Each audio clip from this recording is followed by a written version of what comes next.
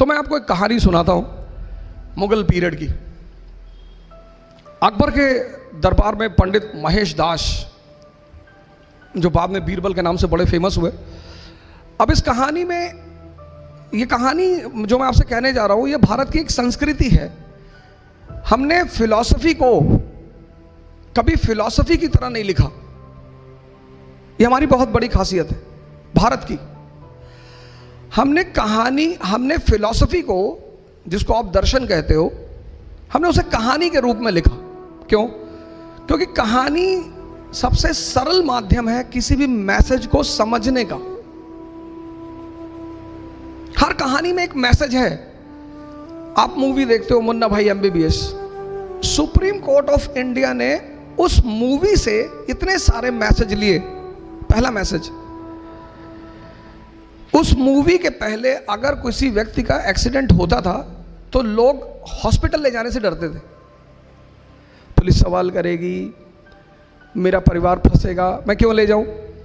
लेकिन उस मूवी से सुप्रीम कोर्ट ने यह मैसेज लिया कि नहीं, जब भी कोई घायल आदमी हॉस्पिटल जाता है तो हॉस्पिटल उसे पहले एडमिट करेगा और जो व्यक्ति लेकर जाएगा उससे कोई सवाल जवाब नहीं किया जाएगा।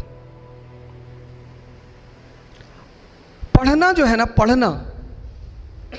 पढ़ना एक अधूरा शब्द है। पढ़ने के साथ है समझना। अब किताबें कैसे लिखी हैं, आप सब एक किताब पढ़ते हो, लेकिन एक आदमी कुछ ज्यादा समझता है, एक आदमी कुछ कम समझता है। उसके पीछे वजह क्या है? पहली इंपॉर्टेंट बात, आप में से बहुत सारे लोग कहेंगे साहब हम बहुत पढ़ते हैं, हमको रिजल्ट नहीं मिलता। साहब मैं मानता हूं नहीं मिलता होगा। किताबें जो हैं वो सीधी लाइन में लिखी गई, ऐसे सारी किताबें, बाइबल, गीता, कुरान, सारी ऐसे सीधी लाइन में। अब मालिक ने क्या कहा हमसे कि किताबें तो लिखी हैं सीधी लाइन में, अगर तुम्हारे में समझ है तो इन लाइनों को जोड़ो।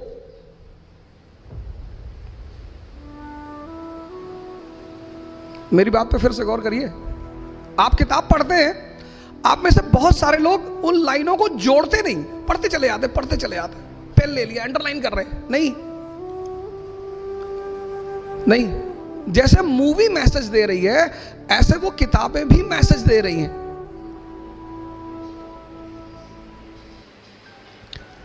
अब जब आप लाइनों को जोड़ोगे, अब लाइनें सीधी लाइन में है, अब आप लाइनों को जोड़ोगे, उन जोड़ने के लिए रुकना पड़ेगा।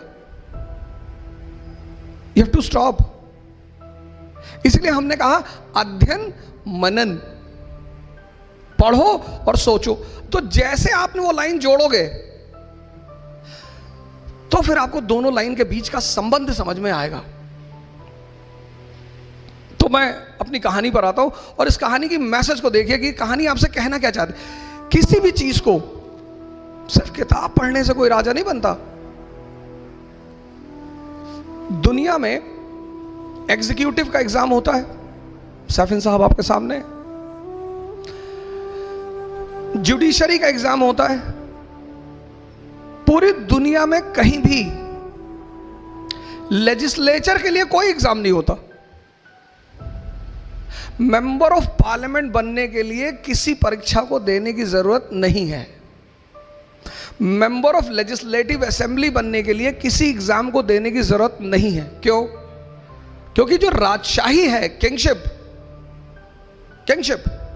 वो समझदारी पे डिपेंड करती है, आपकी अंडरस्टैंडिंग। तो पंडित महेश दास अकबर के दरबार में आए, बाद में बीरबल बने। तो अकबर के दरबारियों को बहुत बुरा लगा। कह रहे हम लोग शाही खानदान के लोग, ये आम आदमी इसको कहां से उठा लाए, ये नहीं बैठेगा दरबार में। आज तो कंपटीशन है ना, आज तो डेमोक्रेसी है, कंपटीशन है। आप कहीं से भी हो, डेमोक्रेसी कहती है टैलेंट है आगे आओ। आपने कहा साहब हम महाराष्ट्र से, हम बिहार से। अरे उसने कहा ये सब मत बोलो, टैलेंट है, सैफिन हसन हो, हाँ आगे आओ, नहीं है पीछे हो जाओ। ये मत बताओ हम राजपूत हैं, हम पठान हैं, हम ये ना। टैलेंट है, साबित करो और आगे आओ। तो जब महेश दास को अकबर ने कहा कि हम अपने दरबार में लेंगे, दरबारियों ने बड़ा विरोध किया, यार है बिल्कुल नहीं। अकबर को पता था कि आदमी बड़ा काबिल है ये। तो अकबर ने कहा कोई रास्ता तो निकालो यार, कोई कंडीशन तो रखो। तो एक बड़े आलिम बैठे हुए थे, मुल्ला दो प्याजा, बड़े पढ़े लिखे आलिम टाइप के आदमी। उन्होंने कहा शहंशाह एक ही शर्त है, हम अकबर को एक ही शर्त पे अंदर आने, इसको महेश को एक ही शर्त पे अंदर आने देंगे। अकबर ने कहा क्या? बोले अगर ये मेरे सवाल का जवाब दे दे हम इसे बुला ले अंदर। अकबर ने देखा महेश दास की तरफ, बोले शर्त मंजूर है? बोले हाँ साहब मंजूर है। तो अकबर ने कहा कि मौलाना साहब पूछिए। तो मौलाना साहब ने महेश दास से कहा कि बताओ मेरे मन में क्या चल रहा है। अब मैं कैसे बताऊं तुम्हारे मन में क्या चल रहा है? पर बीरबल ने कहा कि सरकार मुझे पता है आपके मन में क्या चल रहा है। आप चाहते हैं कि शहंशाह अमर हो जाएं, आप चाहते हैं कि शहंशाह की जो हुकूमत है वो पूरी दुनिया पे फैल जाए, आप चाहते हैं कि दुनिया की जितनी खूबसूरत औरतें शहंशाह की सबसे शादी हो जाए। मौलाना साहब तो हंसने लगे। अकबर ने पलट के देखा, कहा मौलाना साहब? बोले सरकार बस यही बातें सोच रहा था सरकार। ये पहला मंत्र है सफलता का, पढ़ना नहीं है, मैसेज। आप पढ़ते को स्ट्रेस लेकर पढ़ना है मुझे नहीं, समझना है।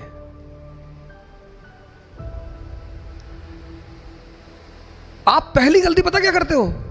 आप स्ट्रेस लेके काम करते। पढ़ना है, मैं नहीं कहता, आप किताबें इतनी प्यारी चीज है इतनी, पर कब? जब आप उन्हें समझो। मैसेज पढ़ो किसके लिए? मैसेज के लिए। अगर आपकी पढ़ाई से आपको मैसेज नहीं मिलता, बेकार है। आपने कहा साहब ये किताब खत्म कर ली, मेरे पास लोग आते हैं, मैं कहता हूं एनसीईआरटी, मैं तो बड़ी किताबों, आईएएस बनना मतलब क्या? समझदारी, पहले अटेम्प्ट में 22 साल में। हमारा कुछ नहीं है इसमें, हम ये नहीं कहेंगे हमने बनाया भाई, हमने भाई साहब, नहीं नहीं, हमें बनाना आता, हम अपनी बहन को बना देते, भाई को बना देते। ये इस पूरे आदमी, इसकी योग्यता है इस आदमी की। इसने हमसे पूछा कि सर दिल्ली की तरफ से जाए, हमने कहा इधर से चले जाओ, बस इतना रोल था हमारा, और ये आदमी चला गया। लेकिन जब तेंदुलकर का नाम होगा, सर ने अभी नाम लिया, तो आचरेकर तो होगा ही, हमारा तो होना ही था। हमारी लालच तो यही है। एक टीचर एक लालच में जीता है कि जब मेरे स्टूडेंट का नाम होगा तो उसकी जीवनी में एक लाइन मेरे नाम पर भी होगा।